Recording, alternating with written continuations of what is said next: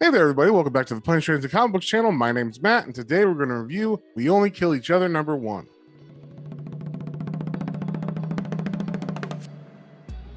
And before we get into that, if you guys wouldn't mind sharing, subscribing, it all helps me out. It really lets me know what you guys want to see more of. So with that being said, let's get straight into this thing. All right, we see we got a great cover here by Dave Johnson for We Only Kill Each Other #1.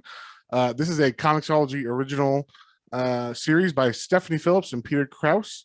And I just picked this one up. I like some of Stephanie Phillips stuff, so I was like, oh, I've been reading these Comixology originals, so I might as well check this one out too. We start here on the first page with a guy named Jonas Kaminsky, who is at a bar with this lady, and he starts getting hassled by some dude that the narrator is saying is some kind of war hero from World War One. But it really goes over the edge when the war hero calls Jonas a Jew, and because of that, he actually throws him through the window at the end because, like I said, he called him a Jew and everything. The date goes badly, and he's like, okay, whatever, I'm gonna go with my boys. So they go off, and then we see it's New York City, 1938 is the time of this. And then we cut to a man at dinner. He is Jewish because he's doing some kind of religious prayer in Hebrew, and basically we get that there's a man named Levi Solomon, and this is the Sabbath. So as he's eating Sabbath dinner, he hears like, no, please.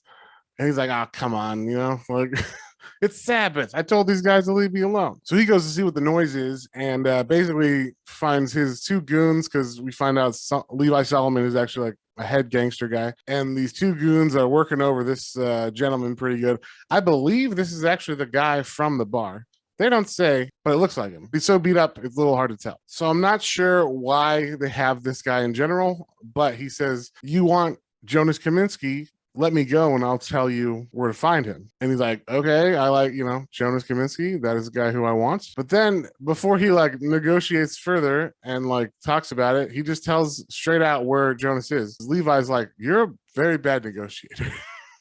Because he just told the stuff without getting out of their life. So basically, he's about to kill this guy, and then he realizes, oh man, it's Sabbath. I can't kill him. And as he goes to sit back down for Sabbath, we see you hear blam, and so he had one of his other guys kill him just because it was Sabbath. He can't work on Sabbath. Then we got another guy who's a patriot for America here, some kind of war hero maybe, but he is calling Americans to be on the German side of the war.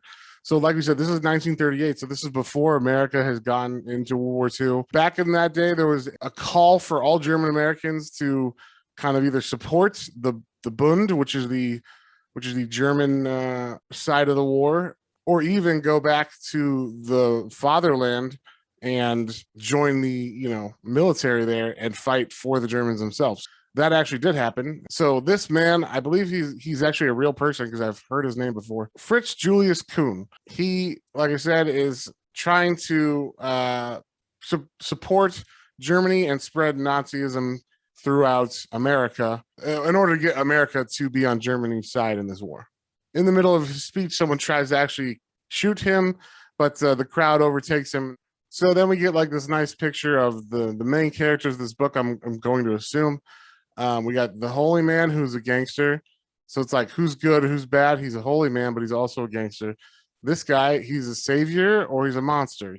And then there's like the misguided thug. So now we're down to the docks where that guy told Levi Solomon that Jonas was. And it turns out the reason why Levi wants Jonas is because somehow Jonas stole $10,000 from him. I'm not exactly sure how he did that, whether it was actually like a stick up or it was like a gambling thing or whatnot, but somehow he got $10,000. And Jonas thinks he's got the upper hand here because from the way he's looking, Levi just came alone. So he pulls his guns out and he's like, what do you want? Give me one good reason why I shouldn't shoot you. And then Solomon's like, I'll give you 10. And turns out he brought backup. So I'm going to stop the comic there. I don't want to spoil the whole ending or anything. So yeah, I really like this one. I thought Stephanie Phillips' writing was really good. The pacing is really good. Each character got their own like section and introduction. Each one of those had action and stuff going on that was interesting. Like intrigue of, okay, who is this person? He's doing, he's praying on Sabbath, but he's also, a gangster who's murdering someone in the next room.